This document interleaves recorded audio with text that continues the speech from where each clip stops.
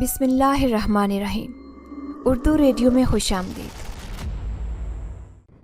میری ماں نے میرا نام شہزادی رکھا تھا۔ اسے معلوم نہیں تھا کہ جھگیوں میں رہنے والے شہزادے یا شہزادیاں نہیں ہوتے۔ ہم تو وہ کیڑے مکوڑے ہیں جنہیں ہم جیسے انسان انتہائی حقارت سے دیکھتے ہیں، گویا ہم کوئی الگ مخلوق ہیں۔ یہ میرا قصور نہیں تھا کہ میں نے ایک جھگی میں آنکھ کھولی۔ آس پاس غربت کے ڈیرے تھے۔ ہم 6 بہن بھائی تھے جو صبح سے شام تک بھیک مانگ کر پیٹ کا دوزخ بھرتے۔ میری اماں بھی ہمارے ساتھ بھیک مانگنے جاتی تھی۔ ابا کی زندگی مزے میں گزر رہی تھی، نہ کوئی کام نہ کوئی ٹینشن، اس لیے ابا نے ساری زندگی بچے پیدا کرنے کے سوا کچھ نہیں کیا۔ مجھے بھیک مانگنا اچھا نہیں لگتا تھا، لیکن کیا کرتی، مجبوری تھی۔ وقت گزرتا گیا اور میں جوان ہو گئی۔ اب ماں کو میری شادی کی فکر ستانے لگی۔ ابا نے میرے لیے اپنے جیسا ہی ڈھونڈ لیا تھا جسے نشے کی لت لگ گئی ہوئی تھی۔ کرمو سارا دن نشہ کر کے پڑا رہتا، جب ہوش میں آتا تو مار پیٹ کرتا کہ پیسے لا کر دو۔ میں کہاں سے لاتی؟ کچھ دن ایسے ہی گزرے، پھر میں نے کچرا چننا شروع کر دیا۔ جیسے تیسے گزارا ہو ہی رہا تھا کہ اللہ نے اوپر تلے 2 بچے دے دیے۔ ضرورتیں بڑھتی جا رہی تھی۔ میں نہیں چاہتی تھی کہ میرے بچے مجھ جیسی زندگی گزاریں، اسی لیے ہمیشہ ان کے مستقبل کے لیے فکر مند رہا کرتی۔ اللہ سے رو رو کے دعائیں کرتی کہ کوئی مدد بھیج دے۔ چھوٹے چھوٹے بچوں کو جھگی میں چھوڑ کر کچرا چننا بھی مشکل لگتا، لیکن پھر میرے رب کو میری حالت پر رحم آ گیا اور اس نے مدد بھیج دی۔ ہوا کچھ یوں کہ ایک روز کچرا چنتے ہوئے سامنے ایک جن زادہ آ گیا۔ اس نے ایک لفافہ دیا اور کہا، اسے اپنے پرس میں رکھ لو، مگر اس لفافے کو کھول کر نہ دیکھنا ورنہ انہونی ہو جائے گی۔ میں نے لفافہ پرس میں رکھ دیا۔ جب بھی پرس کھولتی تو اس میں سے ڈھیروں روپے نکلتے، جن میں سے میں اپنی اور بچوں کی ضرورتیں پوری کرتی۔ ایک روز میرے بچے نے غلطی سے لفافہ نکال کر کھول دیا۔ لفافہ کھولے ہوئے 5 منٹ بھی نہیں گزرے تھے کہ وہ جن زیادہ حاضر ہو گیا اور اس نے غضبناک لہجے میں پوچھا، کیا میں نے تمہیں منع نہیں کیا تھا لفافہ کھولنے سے؟ اب تم ساری زندگی کچرا ہی چنتی رہو گی۔ یہ سننا تھا کہ میں رونا شروع ہو گئی۔ میں نے اس کی منتیں کی کہ بچے سے غلطی ہو گئی ہے، لیکن وہ نہیں مانا اور کہا کہ اسے اجازت نہیں ہے، اب وہ میری کوئی مدد نہیں کر سکتا۔ اتنا کہہ کر وہ چلا گیا وہاں سے۔ اب میں روتی بھلکتی پھر سے کچرا چننے لگ گئی۔ بچے بڑے ہو رہے تھے، میں انہیں اسکول بھیجنا چاہتی تھی، لیکن یونیفارم وغیرہ کہاں سے لاتی؟ مجھے تو کوئی پھٹے پرانے کپڑے دے جاتا تو اللہ کا شکر ادا کر کے پہن لیتی۔ کرموں نے کئی بار کہا کہ بچوں کو بھیک مانگنے پر لگاؤ تاکہ پیسہ لا کر میرے ہاتھ پر رکھیں، لیکن میں نے اب تک بچوں کو اس لعنت سے بچا کر رکھا ہوا تھا۔ میری بچی بڑی ہو رہی تھی، اسے پڑھنے کا بہت شوق تھا۔ جن علاقوں میں کچرا چنتی تھی وہاں 1-2 گھروں میں بات کی کہ اگر وہ میری بیٹی کو بطور ملازمہ رکھ لیں تو بہت مہربانی ہوگی۔ ایک بڑے گھر والی امیر کبیر عورت نے اپنے چھوٹے بچے کو سنبھالنے کی غرض سے میری بیٹی کو ملازمہ رکھ لیا۔ تنخواہ تھوڑی تھی لیکن گزارا ہو رہا تھا۔ کچھ دن ٹھیک گزرے، پھر میری بیٹی کی مالکن اسے ذرا ذرا بات پر ڈانٹ ڈپٹ کرنے لگی اور مار پیٹ اس کا معمول بن گئی۔ میں اپنی بچی کی آنکھوں میں آنسو اور جسم پر زخموں کے نشان دیکھ کر بہت روئی اور اس رات رو رو کر اللہ سے فریاد کی کہ کوئی فرشتہ بھیج۔ کہاں سے میں اپنی ضرورتیں پوری کروں؟ کیسے اپنے بچوں کو پڑھا لکھا کر انسان بناؤں؟ روتے روتے میری آنکھ لگ گئی۔ خواب میں دیکھا کہ بہت خوبصورت سرسبز میدان ہے جہاں میں اور میرے بچے ہیں اور رنگ برنگے کھانے ہیں۔ ہم بہت خوش ہیں اور کھا پی رہے ہیں کہ اچانک ایک ہاتھ آگے بڑھتا ہے اور میرے بچوں کے ہاتھ سے کھانا چھین لیتا ہے۔ ڈر کے مارے آنکھ کھل گئی۔ دل میں کچھ سکون تھا کہ اللہ مجھے اکیلا نہیں چھوڑے گا، اور ڈر کس بات کا؟ میرا رزق کون چھین سکتا ہے؟ لیکن اللہ کی ذات پر پختہ یقین ہو گیا تھا۔ اگلی صبح جب میں کچرا چننے کے لیے اٹھی تو میری 10 سالہ بیٹی بخار میں تپ رہی تھی۔ میں اسے اسی حال میں چھوڑ کر کام کے لیے چلی گئی۔ میرا دل دکھ سے بھرا ہوا تھا۔ ہر تھوڑی دیر بعد آسمان کی طرف دیکھتی، اللہ سے مدد مانگتی اور پھر کام میں لگ جاتی۔ فارغ ہو کر قریب کے ہسپتال سے کچھ دوائیں لی اور گھر کو چلتی۔ راستے میں کسی نے میرا نام پکارا۔ مڑ کر دیکھا تو کسی کا نام و نشان بھی نہیں تھا۔ میں وہم سمجھ کر آگے چل دی۔ دوبارہ نام پکارا گیا اور کدرے زوردار آواز سے، میں ڈر کے مارے وہیں رک گئی۔ آواز آئی، کیا چاہتی ہو؟ میں نے پوچھا، کون؟ تو جواب آیا، میں اس جن کا سردار ہوں جسے سالوں پہلے تمہاری مدد کے لیے بھیجا تھا، اور دوسری دنیا سے آیا ہوں تاکہ تمہاری مدد کر سکوں۔ میں نے کہا کہ میں بہت مجبور ہوں، شوہر نکٹو ہے، بچوں کا پیٹ پالنے کے لیے یہ کام کرنا پڑتا ہے، اب بچے بڑے ہو رہے ہیں۔ ہمت جواب دے رہی ہے، میں تمہیں وہی لفافہ دوں گا لیکن اسے کھول کر مت دیکھنا۔ وہ لفافہ کھولنے کی اجازت ہمیں بھی نہیں ہے، ہمارے سردار نے ہمیں دیے ہیں تاکہ دکھی لوگوں کی مدد کی بات بن سکے، اور ہم مسلمان جن ہیں، بس تمہیں ایک کام کرنا ہوگا کہ یہ راستہ صاف رکھنا پڑے گا۔ ہمارا قافلہ یہاں سے گزرتا ہے تو ہمیں تکلیف ہوتی ہے کہ سردار جن کا حکم ہے کہ یہ راستہ صاف رکھا جائے۔ مجھے کیا مسئلہ ہوتا، میرا تو کام ہی یہی تھا، اسی لیے میں نے انکار نہیں کیا اور حامی بھر لی کہ میں روزانہ یہاں کی صفائی کر دیا کروں گی، اور لفافے لے کر گھر واپس آ گئی۔ گھر آ کر اسے بچوں اور شوہر سے چھپا کر رکھا۔ میری ضرورتیں پھر سے پوری ہونے لگی اور میں نے بچوں کو قریب کے سرکاری اسکول میں داخل کروا دیا۔ روزانہ اس راستے کی صفائی کرنے جاتی اور وہاں سے فارغ ہو کر ایک سرکاری سلائی اسکول میں چلی جاتی۔ میں عزت کی روزی کمانا چاہتی تھی۔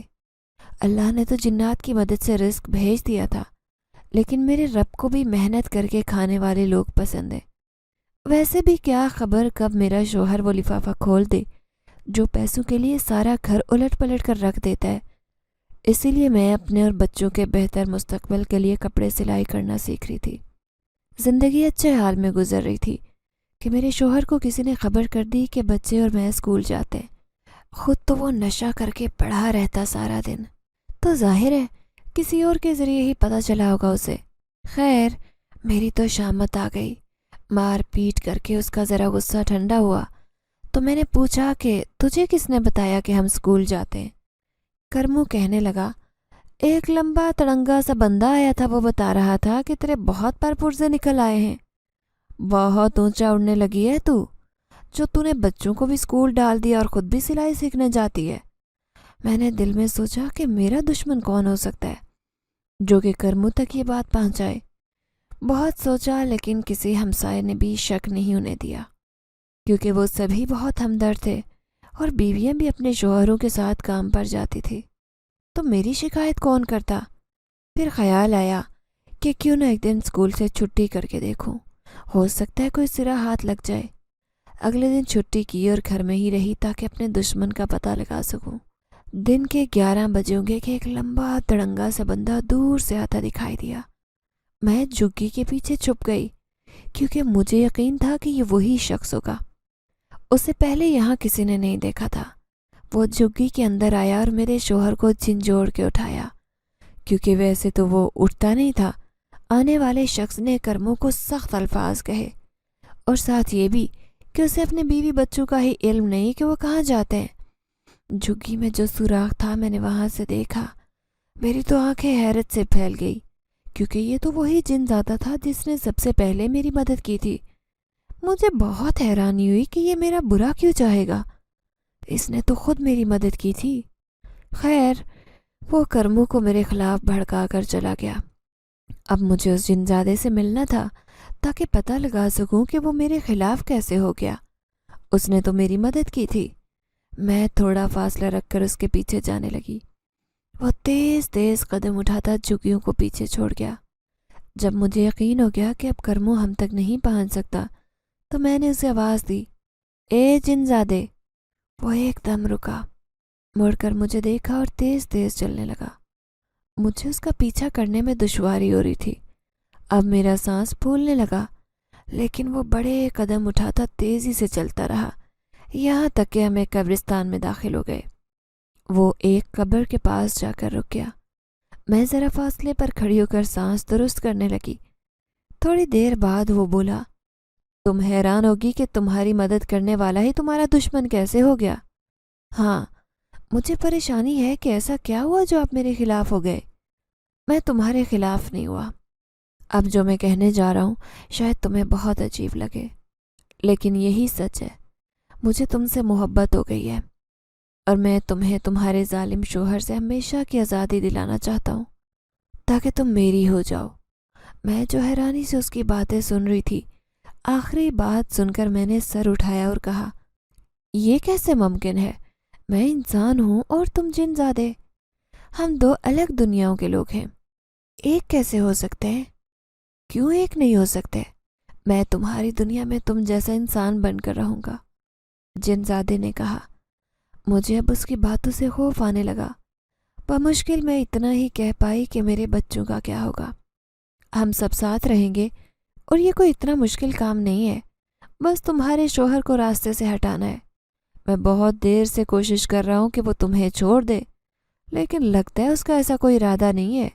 ظاہر ہے تم جیسی بیوی اسے کہاں ملے گی جو اس کے لیے کھانے کے ساتھ ساتھ نشے کے لیے بھی پیسے دیتی ہے۔ مجھے لگتا ہے وہ آسانی سے نہیں مانے گا، اس لیے شاید اسے ہمیشہ کی نیند سلانا پڑے گا۔ مجھے اس کے لیے تمہارا ساتھ چاہیے، بس میں جیسا کہوں تم ویسا کرنا۔ اسے نشے کی مقدار زیادہ دے دینا، اگر پھر بھی کام نہ بنا تو کچھ اور سوچیں گے، ٹھیک ہے؟ جن زادے نے کہا۔ میں تو اس کی باتوں سے پہلے ہی ڈری ہوئی تھی۔ اپنے شوہر کے قتل کی منصوبہ بندی سن کر میرا دل کانپ اٹھا۔ جیسا بھی ہے میرا شوہر ہے، میں کیوں گنہگار بنوں، اسے قتل کروں اور ملے گا بھی کیا؟ یہ جن زادہ زندگی پتہ نہیں اور کتنا آزمائے گی۔ میں سوچوں میں گم گھر تک پہنچ گئی۔ مجھے یاد ہی نہیں رہا کہ کھانا بھی لے کر آنا ہے۔ بچوں کے اسکول سے ہونے کا وقت ہو چلا تھا۔ میں ایک نظر بے سود پڑے کرموں پر ڈال کر قریبی ہوٹل چلی گئی۔ وہاں سے کھانا لے کر واپس آئی تو بچے آ چکے تھے۔ میں نے کرموں کو اٹھایا اور اسے کھانا کھلایا۔ بچے آج بہت خوش تھے۔ ان کے سالانہ امتحان کا نتیجہ جو آیا تھا، بچے ضد کرنے لگے کہ انہیں کہیں گھمانے لے جایا جائے۔ آج ان کی خوشی کا دن تھا، اسی لیے میں نے اپنی پریشانی بھلا کر بچوں کی خوشی میں شرکت کی۔ میں، کرموں اور بچے پارک میں چلے گئے۔ انہیں خوب گھمایا۔ بچوں نے جھولے لیے اور رنگ برنگی چیزیں کھائی۔ بچے اپنے کھیل میں مگن تھے کہ کرموں میرے پاس آ کر بیٹھا اور مجھ سے پوچھا، شہزادی تو مجھے چھوڑ کیوں نہیں دیتی؟ کرموں کے منہ سے یہ بات سن کر میں حیران رہ گئی، کیونکہ پچھلے 15 سال سے اس نے کبھی مجھ سے ایسے بات نہیں کی تھی۔ میرے لیے کرموں کا یہ انداز بالکل نیا تھا، اسی لیے میری حیرانی بجا تھی۔ میں چپ رہی، بس اسے دیکھے گئی۔ کرموں پھر بولا، تجھے کیا ملا مجھ سے شادی کر کے سوائے دکھوں کے؟ میں نے تجھے دیا ہی کیا ہے؟ تو ایسا کر مجھے چھوڑ دے، کسی اچھے انسان سے بیاہ کر لے تو جو تجھے کما کر کھلائے، گھر بنا کر دے، تجھے شہزادیوں کی طرح رکھے، تیری زندگی میں بھی کچھ سکھ آ جائے۔ اور تو کدھر جائے گا؟ تیرا خیال کون رکھے گا؟ تجھے کون کھانا کھلائے گا؟ تو اکیلا کیسے جیے گا کرموں؟ کچھ اپنے بارے میں بھی سوچا ہے، یا ایسے ہی میرا دل رکھنے کو کہہ دیا کہ میں اپنی زندگی جیوں اور تو اپنی؟ دیکھ شہزادی، تو نے اتنے سال میرا خیال رکھا، میری مار پیٹ برداشت کی، مجھے کما کر کھلایا۔ میں برا انسان ضرور ہوں، لیکن اتنا بھی خود غرض نہیں ہوں کہ اپنے لیے تیری زندگی برباد کروں۔ کیا ہو گیا تجھے کرموں؟ تو جیسا بھی ہے میرا شوہر ہے، میرے بچوں کا باپ ہے، میں بھلا تجھے کیسے چھوڑ دوں؟ تو میری بات مان اور اپنا علاج کروا لے۔ شہر میں اتنے سینٹرز بنے ہوئے ہیں، میں پیسہ لگاؤں گی تجھ پر، بس تو ایک بار نشہ چھوڑ دے، ہم باقی زندگی سکون سے گزاریں گے۔ کرموں علاج کروانے پر رضامند ہو گیا۔ میں بہت خوش تھی کہ چلو میرا شوہر ٹھیک ہو جائے گا۔ اگلے دن میں نے سلائی اسکول میں میڈم سے پوچھا کہ نشہ چھڑوانے والا ادارہ کہاں ہے۔ میڈم سے پتہ لکھوا کر میں گھر آ گئی۔ ہم دونوں سینٹر پر چلے گئے جہاں نشہ کرنے والوں کا علاج ہوتا تھا۔ کرموں کو وہاں داخل کر لیا گیا۔ فیس وغیرہ بھرنے کے بعد میں گھر واپس آ گئی اور مجھے بالکل بھی یاد نہیں رہا کہ جن زادے نے مجھے کیا کام دیا تھا، نہ ہی میں نے اتنے دن سے جنات کے گزرنے والا راستہ صاف کیا۔ پیسے میں اپنے پرس میں سے ہی خرچ کرتی تھی۔ کرموں کے علاج کے لیے زیادہ پیسوں کی ضرورت تھی، لیکن میرے پرس سے اتنے ہی نکلتے تھے کہ روزانہ کی ضرورت پوری ہو جائے۔ میرے ذہن میں جنات کے سردار سے ملنے کا خیال آیا۔ اگلے دن میں نے وہ راستہ صاف کیا اور انتظار میں بیٹھ گئی کہ قافلہ کب گزرے گا۔ کچھ ہی گھنٹے گزرے ہوں گے کہ ایک طرف سے دھول اڑنے لگی۔ مجھے سمجھ آ گئی کہ قافلہ گزرنے والا ہے۔ میں راستہ روک کر کھڑی ہو گئی۔ جنات کے سردار حاضر ہوئے، لیکن وہ شاید مجھ سے ناراض تھے۔ اتنے دن صفائی جو نہیں کر سکی تھی، انہوں نے خفگی سے منہ موڑ لیا اور پوچھا، کیا مسئلہ ہے تمہارا؟ میں نے انہیں بتایا کہ کیسے میں اپنے شوہر کو اس سینٹر میں داخل کروانے گئی تھی۔ بس اسی لیے ذہن سے نکل گیا تھا کہ مجھے اس راستے کی صفائی کرنی ہے۔ جنات کے سردار بولے، مجھ سے کیا چاہتی ہو؟ میں نے عرض کی کہ کچھ پیسے بڑھا دیجئے کہ میرے اخراجات بڑھ گئے ہیں۔ سردار بولے، ٹھیک ہے، لیکن کام میں کوتاہی نہیں ہونی چاہیے۔ میں نے جواب دیا کہ آئندہ ایسا کچھ نہیں ہوگا۔ میں جنزادے کے متعلق بھی بات کرنا چاہتی تھی، لیکن سردار کو جلدی تھی تو وہ وہاں سے چل دیے اور میں واپس گھر کو آ گئی۔ زندگی کی اب ایک روٹین سیٹ ہو گئی تھی۔ میں نے سلائی اسکول میں ہی نماز پڑھنا سیکھ لی اور قرآن پاک بھی پڑھنے لگی۔ دونوں بچوں کو اسکول کے ساتھ قاری صاحب کے پاس بھی بھیج دی تاکہ وہ بھی میری طرح قرآن سے محروم نہ رہ جائیں۔ دوسری طرف کرموں کا علاج بہت تکلیف دہ تھا، لیکن میرے رب کا کرم رہا اور کرموں ثابت قدم رہا۔ پہلے 3 ماہ مشکل تھے، اس کے بعد ڈاکٹر کہتے کہ انہیں گھر لے جائیں اور دیکھیں کہ کیا یہ اپنی عادت چھوڑ چکے ہیں یا وقتی طور پر اثر ہے۔ میں ڈرتی تھی کہ کہیں کرموں پھر سے وہی سبنا شروع کر دے، اسی لیے میں نے اسے فی الحال سینٹر میں ہی رکھنے کی درخواست کی۔ کرموں خوش تھا کہ وہ زندگی کی طرف واپس آ رہا ہے، اور ظاہر ہے اس کی خوشی میں ہی میری خوشی تھی۔ میرے بچے پہلی بار اپنے باپ کو عام انسانوں کی طرح دیکھ رہے تھے کہ ان کے باپ نے کبھی انہیں پیار سے بلایا تک نہیں تھا۔ جیسی زندگی مجھے چاہیے تھی ویسی میرا رب مجھے دے رہا تھا، لیکن مجھے اندازہ نہیں تھا کہ آزمائش کا سلسلہ طویل ہونے والا ہے۔ جنزادہ بہت عرصے تک نظر نہیں آیا تو میں بھی اسے بھول گئی، لیکن مجھے علم نہیں تھا کہ میری باقی ماندہ زندگی اب رونے میں گزرے گی۔ میں تو اپنے سارے معاملات سیدھے سمجھ کر پرسکون ہو کر زندگی گزار رہی تھی، لیکن اللہ کو کچھ اور ہی منظور تھا۔ میں نے ایک چھوٹا سا گھر کرائے پر لے لیا اور باقاعدہ کپڑے سلائی کرنا شروع کر دیے۔ میرے ہاتھ میں صفائی تھی اور میں وقت پر کپڑے سلائی کر دیتی۔ معاوضہ بھی کم رکھا تھا تاکہ کام چل سکے، اسی لیے میرے پاس خواتین کی ایک کثیر تعداد آنا شروع ہو گئی۔ آمدن میں اضافہ ہوا تو خرچے بھی بڑھ گئے۔ میری بیٹی اب جوانی کی دہلیز پر قدم رکھ رہی تھی۔ مجھے اس کے لیے بھی سوچنا تھا۔ مجھے بیک وقت بیٹے کا بہتر مستقبل، بیٹی کی شادی اور کرموں کا علاج، ان 3 بڑے مسائل کا سامنا تھا۔ میں نے محنت کرنے میں کوئی کسر نہیں چھوڑی۔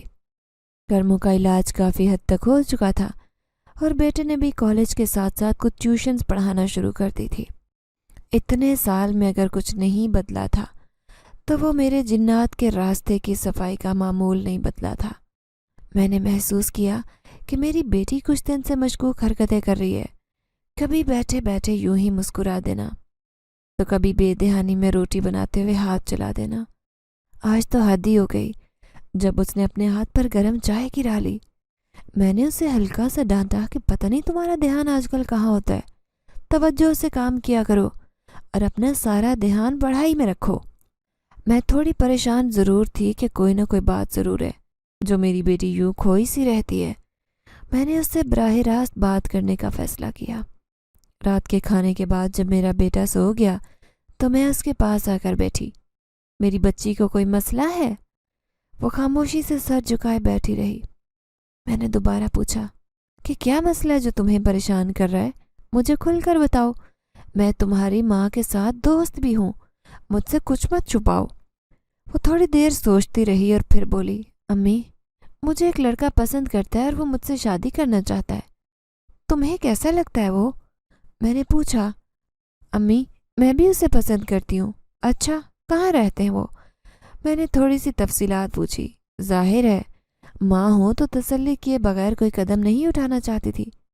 محلے کا ہی لڑکا ہے امی، اور بھائی بھی اسے جانتا ہے۔ چلو پھر تو اچھا ہے، اگر تمہارے بھائی کا دیکھا بالا ہے تو اسے کہو کہ اپنے گھر والوں سے بات کرے اور رشتہ بھیجے۔ میں کل سینٹر جاؤں گی تو اگر ڈاکٹر صاحب نے اجازت دی تو تمہارے ابو کو بھی لے آؤں گی، پھر مل کر کوئی فیصلہ کر لیں گے۔ ٹھیک ہے امی، میں اس سے بات کروں گی۔ अगले दिन बच्चों के कॉलेज जाने के बाद मैं सेंटर चली गई। डॉक्टर साहब ने तो करमू को मुकम्मल ही बदल डाला था। हशाश बशाश करमू बहुत अच्छा लग रहा था। डॉक्टर साहब के मुताबिक करमू का इलाज मुकम्मल हो गया था। बस कुछ एहतियात थी जो उसे खुद करनी थी ताकि उसे दोबारा ये लत न लगे। करमू के घर आने से एक रौनक सी हो गई थी। सच्ची कहा है किसी ने कि मर्द ही औरत का साहिबा है। मुझे तो बहुत तसल्ली हो गई थी कि अब सब ठीक हो जाएगा। करमू ने कहा था कि वो कोई काम सीख लेगा या मंडी में मजदूरी कर लेगा। डॉक्टर साहब ने यही कहा था कि बीवी अब अपने शोहर को किसी काम धंधे में मसरूफ रखना, फारिग रहेगा तो फिर से ऐसे कामों में लग जाएगा। करमू ने फिलहाल मंडी में मजदूरी करने का सोचा था। मैंने उसे मशवरा दिया कि सुबह मंडी जाया करे और दिन के वक्त बाजार में सब्जी या फल की रेहड़ी लगा ले। एक तो वो सारा दिन मसरूफ रहने के बाद जब थका हारा घर आया करेगा तो सुकून से सोएगा, नशे की तरफ ध्यान भी नहीं जाएगा। दूसरा, घर में भी कुछ पैसे आएंगे जो बेटी की शादी में काम आएंगे। करमू को मेरी बात पसंद आई और मेरे पास जो भी बचत थी उससे फल की रेहड़ी लगा ली। मेरा घर अब घर लगने लगा था। उधर बेटी ने उस लड़के से बात की तो वो तैयार बैठा था। अगले दिन ही घर वालों को भेजने का कह दिया। मेरे तो हाथ पांव फूल गए। बेटी के रिश्ते की बात थी, कुछ समझ नहीं आ रही थी कि कैसे सब करूं। खैर, उन्होंने शाम के वक्त आने का कहा था तो जाहिर है कि रात का खाना खाकर ही जाते, इसीलिए मैंने अपने तई अच्छा सा खाना तैयार कर लिया था। वो लोग शाम को ही पहुंचे और देखते ही बेटी को पसंद कर लिया। रस्म की इजाज़त मांगी तो मैं ज़रा झिझक कर बोली कि हम पहले आपका बेटा देख लें, फिर आप रस्म कर लें, हमें कोई एतराज़ नहीं। जाहिर है बहन जी, आपने भी अपनी तसल्ली करनी होगी। लड़के का बाप बोला, जी जी बिल्कुल बहन, जैसे आपको मुनासिब लगे। अब की बार उसकी अम्मी बोली थी। लड़के का नाम वलीद था और अभी पढ़ ही रहा था। वो लोग अभी सिर्फ रिश्ता पक्का करना चाहते थे ताकि दोनों पढ़ाई से फारिग हों तो ही शादी की जाए। दूसरे दिन हम लड़का देखने चले गए। पास ही तो घर था। कुछ फल और मिठाई साथ ले गए। दरवाज़ा लड़के ने ही खोला था। दिखने में ठीक था लेकिन उसकी आंखें पुरस्रार थी, गहरी खामोश सी। न जाने क्यों एकदम मुझे खौफ महसूस हुआ। खैर, हम जब अंदर आकर बैठे तो हमारी खातिर तवज्जो की गई। मैं उसकी माँ से अकेले बात करना चाह रही थी, सो जब वो घर दिखा रही थी तब मैंने बात शुरू की और अपने और करमू के माजी के मुताल्लिक बताया ताकि कल को उन्हें ये बातें कहीं और से पता चलें तो मेरी बेटी को ताने ना दें कि नशई की बेटी है या कचरा चुनने वाली की बेटी है। वलीद की अम्मी बोली, बहन आपने हमें ऐसा समझा हुआ है, हमें तो आपकी बच्ची बहुत प्यारी लगी है, हम इसे शहजादी की तरह रखेंगे। आपको फिक्रमंद होने की ज़रूरत नहीं है, ना ही जहेज वगैरह की कोई टेंशन लें। हमारे घर में ज़रूरत की हर चीज़ मौजूद है। घर के माशी हालात आपके सामने हैं। इसके अब्बू की कपड़े की दुकान है। अल्लाह का बहुत करम है जिसने नवाज रखा है। हम तो इस काबिल नहीं। उनकी बातों से मुझे बहुत तसल्ली हुई और मैंने भी रिश्ते के लिए हाँ कर दी। मंगनी की रस्म के लिए जुम्मे का मुबारक दिन तय हुआ। मैंने अपने दामाद और उसके घर वालों के लिए कपड़े और दीगर तहाइफ लेने की गर्ज से अपनी बचत के पैसे निकाले। करमू के पास अब तक जितने पैसे जमा हुए थे वो भी उसने मेरे हाथ पर रख दिए। अब बेटे की बारी थी। वो अपनी ट्यूशन से मिलने वाली तमाम रकम ले आया कि अम्मी अब बहना की मंगनी की रस्म धूमधाम से करें, कोई कमी नहीं आनी चाहिए। और ऐसा ही हुआ। मैंने खुलकर शॉपिंग की और ढेरों खाने बनाए। जुम्मे की नमाज के बाद वो लोग आए। ढेरों फल और मिठाई की टोकरियाँ, कपड़े, जेवर और न जाने क्या क्या। उनका भी तो अकलौता बेटा था, सो उन्होंने खूब अरमान निकाले थे। खुशगवार माहौल में खाना खाया। खाने के बाद मंगनी की बाकायदा रस्म हुई और शादी 2 साल बाद करने का फैसला हुआ था। शुक्र है अल्लाह का कि तमाम मामलात खैरियत से हो गए। करमू ने कहा, हाँ अल्लाह ने बहुत मदद की है हमारी। अब मेरा बेटा बोला, जिसने बहन की खुशी पूरी करने में कोई कसर नहीं छोड़ी थी।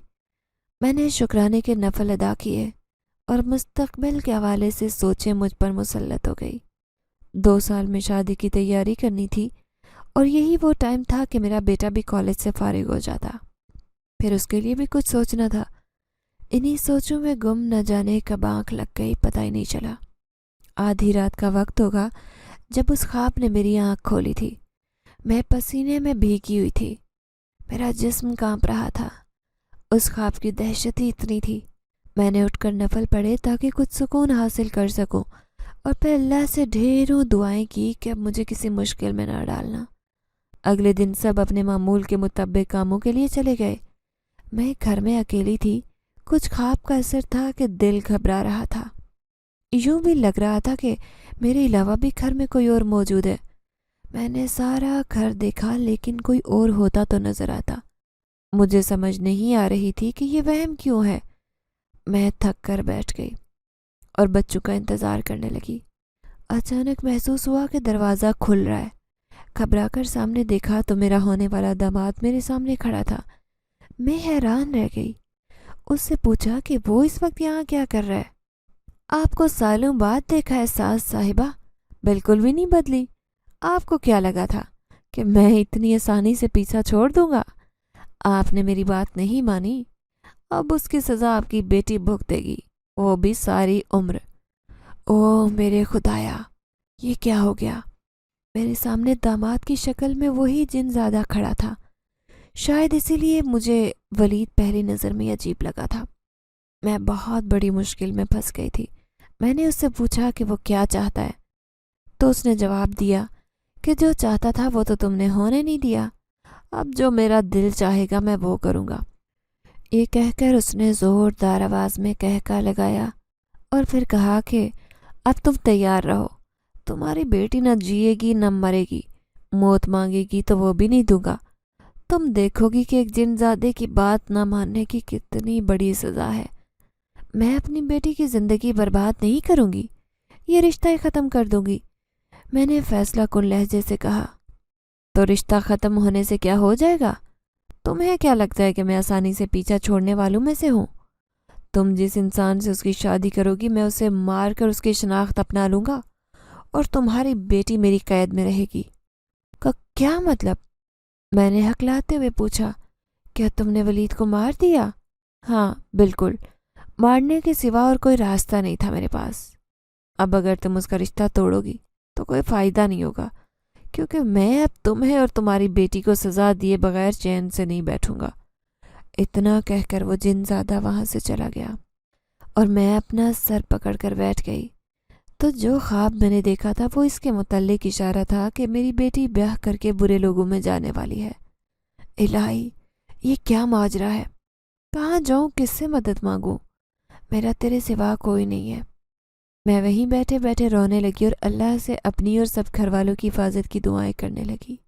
یا اللہ مدد بھیج، تیری مدد کے بغیر مجھے کوئی نہیں بچا سکتا، تو ہی میرا سب کچھ ہے۔ روتے روتے پتہ ہی نہیں چلا، میں باہر بھی کہیں نہیں جا سکی۔ اتنا وقت گزر گیا اور بچے گھر آ گئے۔ بچوں نے جو میری صورت دیکھی تو پریشان ہو گئے۔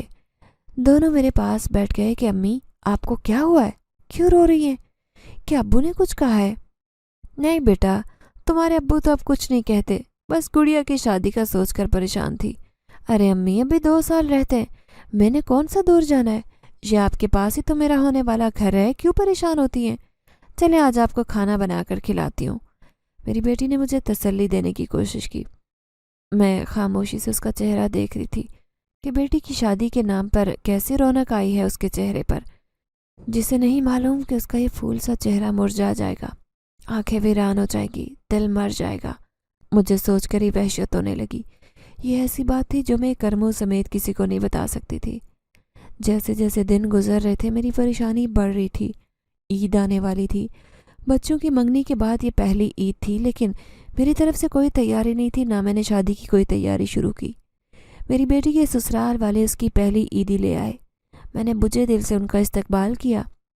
منگنی کی طرح انہوں نے یہاں بھی کوئی کسر نہیں چھوڑی، لیکن مجھے خوشی محسوس نہیں ہوئی۔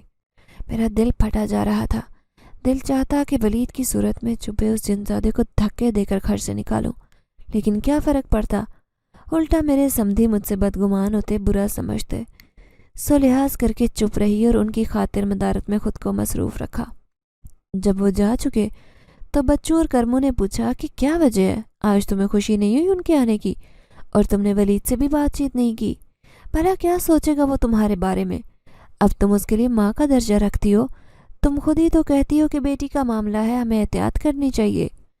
کرمو بولتا جا رہا تھا کہ میں نے ٹوک دیا، بس میری طبیعت ٹھیک نہیں تھی اسی لیے میں چپ تھی، اگر تمہاری طبیعت ٹھیک نہیں تھی تو بتا دیا ہوتا، میں بازار سے سامان لے آتا سب۔ تم نے اتنی محنت کی، کوئی بات نہیں کرمو، میرا بھی بات کرنے کا دل نہیں چاہ رہا تھا اسی لیے خاموشی سے کمرے میں آ گئی اور سوچنے لگی کہ اس مسئلے کا حل کیا ہو سکتا ہے، کون میری مدد کر سکتا ہے جو اس جنزادے کے چنگل سے آزادی دلوائے، ایسے کہ دوبارہ میری زندگی میں واپس نہ آئے۔ دماغ میں ایک دم سے جنات کے سردار کی شکل گھومی۔ بس میں نے طے کر لیا ہے کہ جنات کے سردار کو جنزادے کی شکایت کروں گی، وہی اس مصیبت سے نجات دلا سکتے ہیں۔ اگلے دن مقررہ وقت پر جنات کے راستے میں کھڑی ہوئی اور انتظار کرنے لگی۔ تھوڑی دیر گزری تھی کہ جنات کا قافلہ پہنچ کر رک گیا۔ کیا بات ہے، مسئلہ ہے کوئی؟ جنات کے سردار نے پوچھا۔ جی سردار صاحب، اس بار جو مسئلہ لے آئی ہوں وہ بڑا ہے، سننے میں شاید عجیب بھی لگے، اور پتہ نہیں آپ میری مدد کریں یا نہیں۔ کیا میں نے پہلے کبھی تمہاری مدد نہیں کی جو اب تمہیں مایوس لوٹاؤں؟ سردار نے کہا۔ ایسا نہیں ہے سردار صاحب، مجھے علم ہے کہ آپ میرا مسئلہ حل کر سکتے ہیں، اسی لیے تو آپ کے پاس آئی ہوں۔ بولو کیا پریشانی ہے؟ میں نے ڈرتے ہوئے سارا قصہ سنایا اور جواب کا انتظار کرنے لگی۔ سردار گہری سوچ میں ڈوب گئے۔ کچھ دیر بعد سر اٹھایا اور اپنے ماتحت جن سے کہا کہ پتہ کرو وہ کون ہے جس نے انسان کا قتل کیا ہے اور اس عورت کو تنگ کیوں کر رہا ہے۔ ہم مانتے ہیں کہ وہ اس عورت سے محبت کا دعوے دار ہے، لیکن انسانی دنیا میں مداخلت کرنے اور قتل کرنے کی اجازت نہیں دی جائے گی۔ پتہ کرو کہ یزدان کہاں ہے آج کل، یا مجھے اسی کا کام لگتا ہے۔ اپنے جن کو یزدان کے متعلق معلومات اکٹھی کرنے کا حکم دے کر سردار مجھ سے مخاطب ہوئے۔ پریشان مت ہو، اسے جلد ڈھونڈ نکالیں گے، اور انسان کو قتل کرنے کی سزا تو بہت خطرناک ہے ہماری دنیا میں۔ تم بے فکر رہو، وہ تمہیں اور تمہاری بیٹی کو نقصان نہیں پہنچا سکتا، تم دونوں میرے حفاظتی حصار میں ہو۔ یہ کہہ کر انہوں نے دوسرے جن کو میرے گھر کے ارد گرد رہنے کا حکم دیا اور مجھے کل پھر سے یہاں آنے کا کہہ کر تسلی دیتے چلے گئے۔ میں مطمئن واپس آ رہی تھی کہ محسوس ہوا کہ کوئی میرا پیچھا کر رہا ہے۔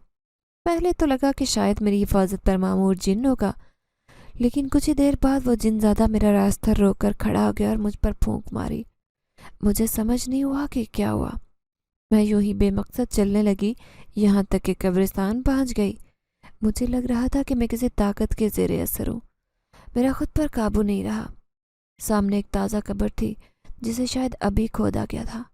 میں نے جھک کر اندر دیکھا تو ولید کا مردہ جسم نظر آیا، جسے دیکھ کر میرے رونگٹے کھڑے ہو گئے اور میں وہاں سے نکلنے کا سوچنے لگی، لیکن یزدان نے آگے بڑھ کر میرا راستہ روکا اور کہا، تم نے میرے سردار سے شکایت کر کے اچھا نہیں کیا، اب تمہارا انجام بھی یہی ہوگا جو ولید کا ہوا تھا۔